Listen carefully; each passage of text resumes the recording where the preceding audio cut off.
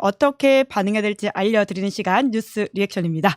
오랜만에 김영아 기자입니다. 안녕하세요. 네, 안녕하세요. 네, 그리고 월요일의 문을 활짝 열어주시는 신인규 변호사. 안녕하세요. 네, 안녕하세요. 정바세의 신인규입니다. 네, 첫 번째 아이템 들어가 보죠. 네, 국제유가 배럴당 $100 돌파. 네, 심상치가 않네요. 네, 미국, 이스라엘과 이란 간이 전쟁의 여파로 걸프 지역 원유 공급망이 크게 흔들리고 있습니다. 국제 유가가 이 배럴당 $100를 넘어선 건데요. 그 여파로 이제 국내 기름값도 영향을 받았습니다.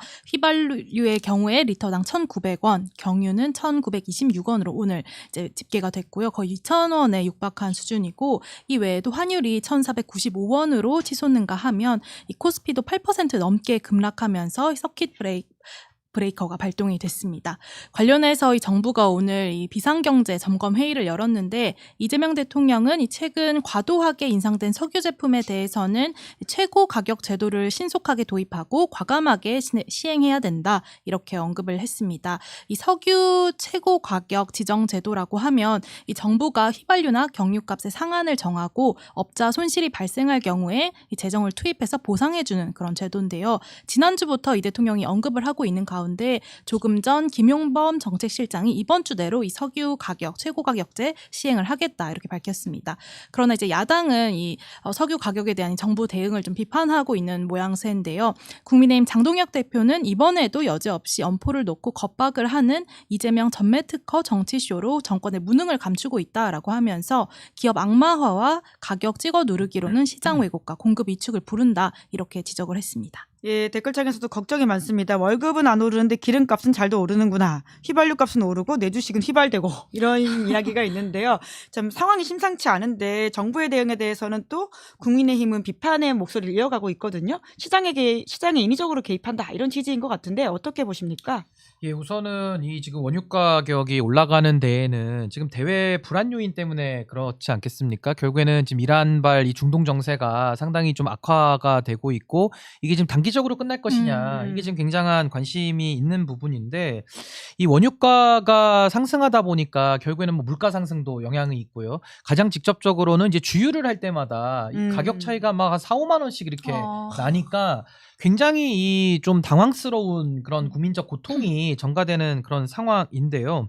지금 비축유가 한 7개월분이 있다고 하지 않습니까? 그럼에도 불구하고 왜 이렇게 갑자기 이 원유가가 높아져서 국민들의 고통을 주느냐를 들여다본다면은 결국에는 이게 뭐 정유사나 주유소 간에 어떤 담합이 있는 거 아니냐, 이 부분에 대해서도 대통령께서 이미 지적을 하셨고, 동시에 최고가격제라고 하는 상당히 이례적인 제도를 써서라도 이 지금 국민들에게 고통을 주는 이 현실은 일단은 막아야겠다라는 그런 절박감도 있는 것 같고요.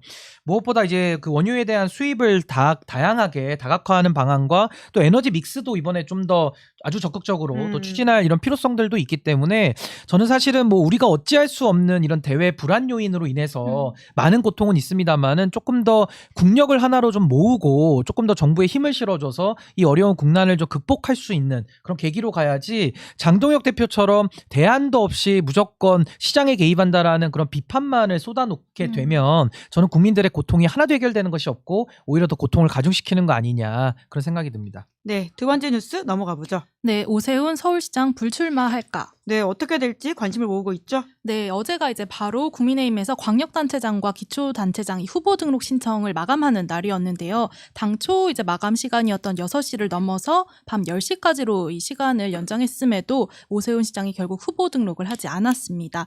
이 당이 전륜을 하지 않으면 출마를 하지 않겠다는 일종의 배수의 진을 친 건데요. 사실 이 현직 시장이 소속 정당에 공천 신청을 하지 않은 상황 자체가 굉장히 이례적입니다.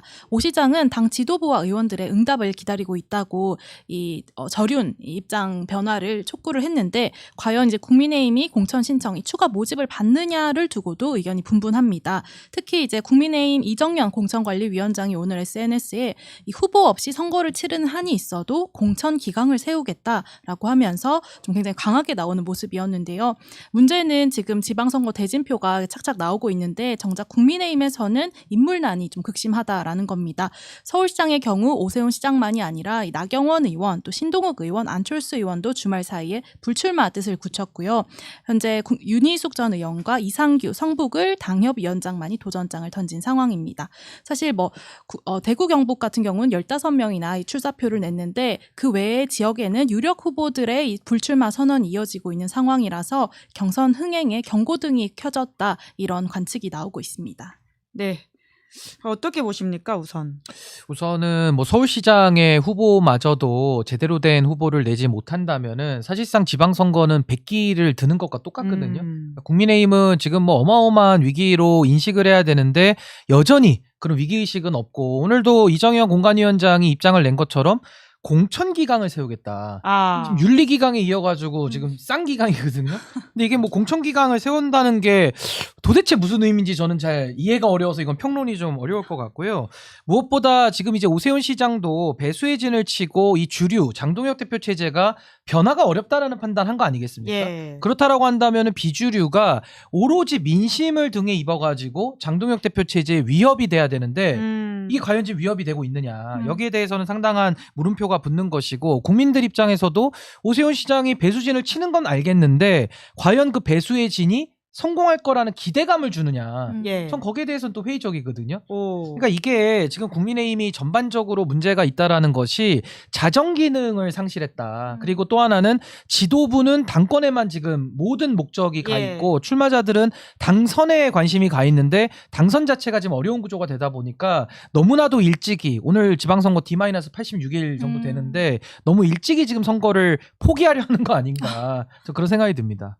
네, 그러면 벼랑 끝 전술 펴다가 벼랑 끝으로 떨어질 수도 있다 이런 말씀이신 건가요? 뭐 마주 달리는 기차라고 봐야 되겠죠. 둘 중에 하나는 뭐 절벽 아래로 떨어져야 이게 뭐 끝나는 거 아닐까. 중간에서 어줍지 않게 타협을 할 수도 있어요. 예를 들면 오세훈 시장이 조금 더 이렇게 보이콧을 하다가 나중에 어떤 극적인 후보로 등장하는 그림도 그릴 수는 있는데 그것조차도 공멸이다. 너무 시간이 길게 끌었고 그렇게 어줍지 않은 타협을 한다 그래서 그게 국민들에게 과연 소구가 될 것이냐. 저는 뭐 강대강으로 가든 중간에 타협을 하든 지금 국민의힘은 공멸 상태로 가고 있다. 뭘 해도 안 될 거다 뭘 이런 해도 안 말씀이신 됩니다, 것 제가 볼 같은데 때는. 그래도 오늘 긴급 의원총회를 국민의힘이 열었거든요. 어떤 내용이 있죠? 네, 당 노선 변화를 논의하기 위해서 오늘 비상의총이 열렸습니다. 송원석 원내대표는 이 12.3 비상계엄에 대한 당 차원의 명확한 사과와 반성의 뜻을 다시 밝혀야 한다 이렇게 말을 했는데요. 오세훈 시장의 요구였던 이 노선 전환에 대해서도 당이 좀 논의해야 된다 이런 뜻을 밝힌 것으로 읽힙니다.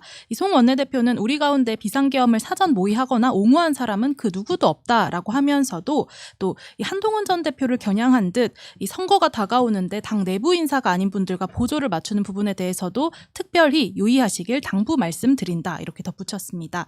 다만 이제 송원석 원내대표 말고 장동혁 대표는 좀 침묵 행보를 이어가고 있는데요. 특히 이제 배현진 의원의 징계 효력 정지가 나온 뒤에는 이 침체되었던 친한계들의 목소리가 힘을 또 받는 모양새입니다. 서울시당 위원장으로 복귀를 했는데 배현진 의원이 어제 이제 서울시장 경선에 가장 강력한 경쟁력을 갖춘 오세훈 시장이 빠진 것은 사실상 이 시장 선거 포기와 다름이 없다. 즉시 후보 재공모를 결정해달라 이렇게 촉구를 했습니다. 네, 그러면 서울시장 후보는 누가 될 가능성이 높다고 보세요?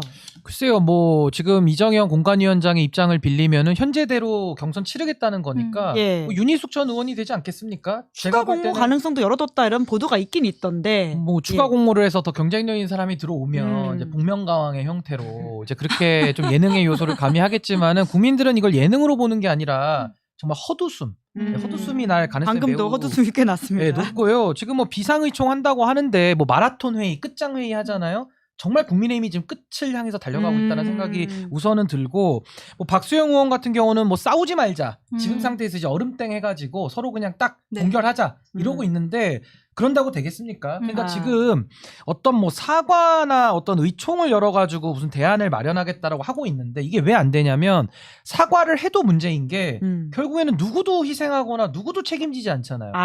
인효한 의원 그만둔 거 외에 국민의힘에서 내 탓이요 하면서 정계를 떠난 사람 있습니까?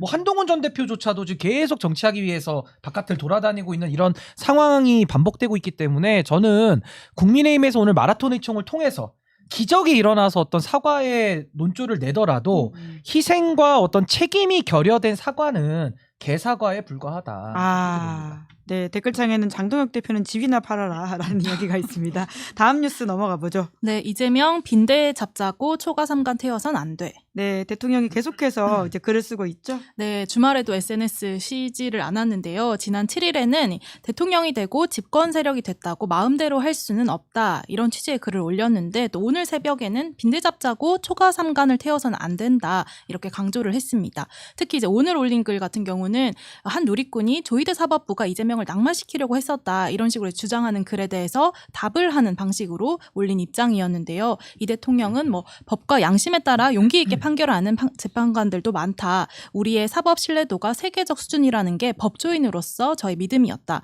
이런 이제 주장을 하면서 반박을 했습니다. 이를 두고 이제 최근 이제 검찰 개혁, 사법 개혁 이런 여당이 추진 중인 개혁 시도에 대해서 이 대통령이 제동을 거는 것이 아니냐 이런 해석이 나오고 있는데요. 특히 이제 중수청, 공소청 법안, 이 정부안이 나온 것에 대해서 계속해서 좀 여당 내에서 갈등의 축이 되고 있습니다. 이 시점을 보면은 당내 강경파인 김용민 의원과 또 추미애 법사위원장이 검찰청을 이름만 바꾼 것이다 이렇게 반발을 하자 이번 메시지가 이제 대통령의 메시지가 나온 건데요.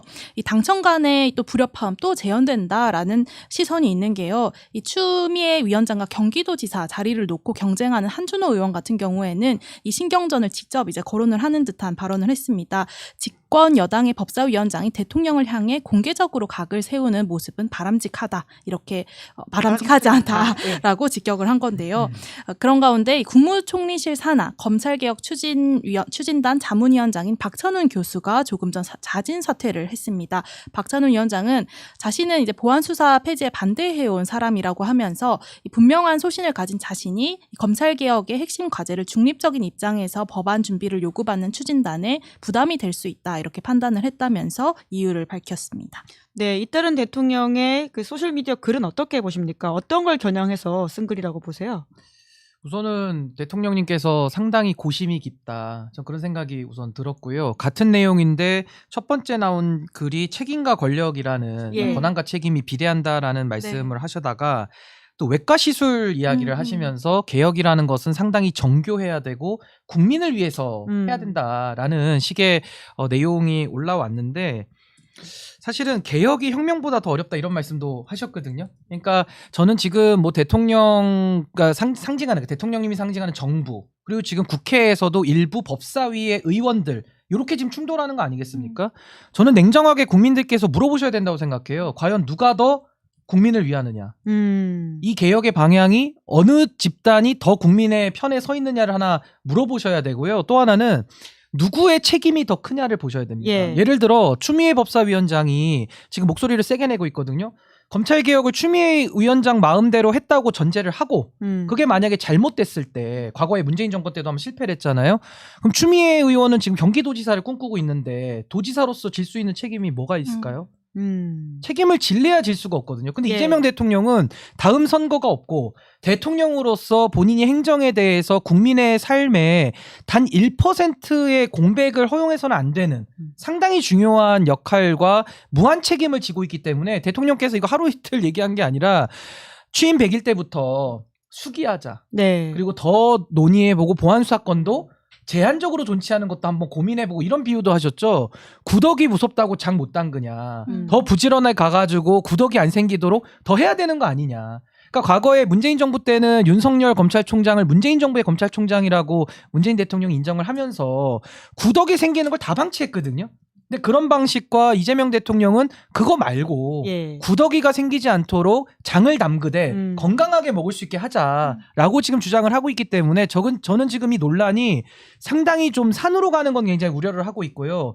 누가 국민의 삶에 더 기울어서 이야기를 하고 있느냐 그리고 누구의 책임이 더 크냐 저는 그 책임이 큰 사람의 말의 뜻을 따르는 것이 훨씬 더 저는 국민들의 삶을 낫게 만드는 개혁 아니다. 저는 그렇게 보고요. 박찬훈 교수께서 자문위원장을 방금 사퇴했다는 소식을 들었는데 저는 굉장히 좀 안타까웠습니다. 이분이 평생을 인권을 위해서 사신 분이고 또 인권위에서 오래 공직생활도 하시다가 이제 한양대로 오셔서 인권법 강의를 또 오래 하신 분인데 아마 이분을 검찰 앞잡이로 보시는 분은 없으시겠죠. 근데 지금 그런 식의 프레임이 짜져가지고 정부에서 어떤 일을 맡아서 할 수가 없는 지경까지 가버린 전 현재의 안타까운 상황을 아주 그냥 적나라하게 보여주는 장면 아닌가. 저는 매우 안타까운 마음이 들었습니다. 예, 다음 뉴스도 연관되는 이야기입니다. 네, 김어준 고발 사건에 김민석 처벌 원치 않아. 네, 그 갈등들이 좀 계속 이어지는 모양새죠. 네, 이제 제명인의 마을에 방송인 김어준 씨를 고발한다는 게시글이 올라왔습니다. 이 시민단체 사법정의 바로 세우기 시민행동인데요.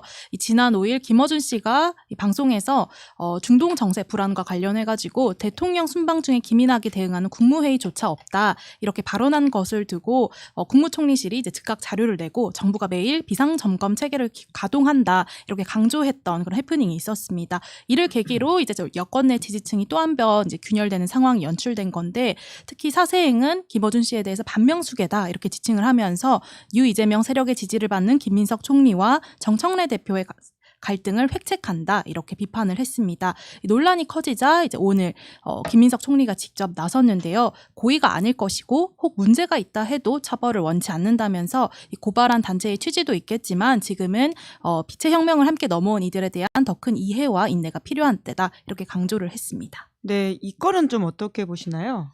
근데 저는 이 김어준 씨가 언론인인지 아닌지를 먼저 명확하게 해야 될 것 같은 게 지금 김어준 씨가 운영하는 경곤방송국에서는 문재인 대통령의 평산TV도 제작을 하고 있고 또 청와대에도 지금 출입을 하는 걸로 알고 있거든요. 그럼 사실은 언론사잖아요. 정보를 취득을 하니까. 근데 동시에 또 책임을 져야 될 때는 언론사 아니라는 식으로 발을 한 거는 빼거든요. 그러니까 이런 식의 저는 이중 기준을 쓰는 것이 지금의 이 모든 문제의 근본 원인 아니냐. 그러면서 책임은 지지 않는데 정치 안에 영향을 상당히 밀접하게 미치는. 그래서 저는 뭐 과거에 노무현 대통령님 연설을 좀 빌리자면 조선일보와 동아일보가 민주당 경선에 손을 띄라 그랬거든요. 전 김어준 씨에 대해서도 그 말은 저는 공이 적용이 된다고 보고 일련의 사건들을 보면요. 김민석 총리가 여론조사 빼달라고 할 때도 이거 빼주지 않아가지고 논란이 한번 됐었고 합당에 대해서도 논란이 또 있었고요. 최근에는 KTV 관련해서 정청래 대표의 악수 사진을 뺐다라고 해가지고 최민희 의원까지 참전을 하는. 최민희 의원은 현재 의원일 뿐만 아니라 과기방통위원회 지금 위원장, 상임위원장을 맡고 있는 분이 여기에 참전을 했고 마지막으로는 이 중동 정세 때문에 정부가 1분 1초가 정말 피가 마르는 심정일 텐데 국무회의나 어떤 그 관련 회의를 하지 않았다라는 입장을 내가지고 총리실이 그거 반박하다가 또 시간을 보냈거든요. 그러니까 저는 일련의 이런 행동들이 하나하나 쌓이다 보니까 즉 김어준 씨의 어떤 방송을 통한 영향력이 국정을 회방하는 거 아니야? 국정을 방해하는 거 아니야? 라는 이런 의구심이 저는 매우 굳어지고 있다는 생각이 들어서 매우 안타깝고요. 저는 지금부터라도 김어준 씨를 어떻게 뭐 우리 사회가 제어하고 하는 방법은 전 거의 없다고 보는데 이거 고발한다고 되겠습니까? 저는 정치인들이 정신을 차려야 된다고 봅니다.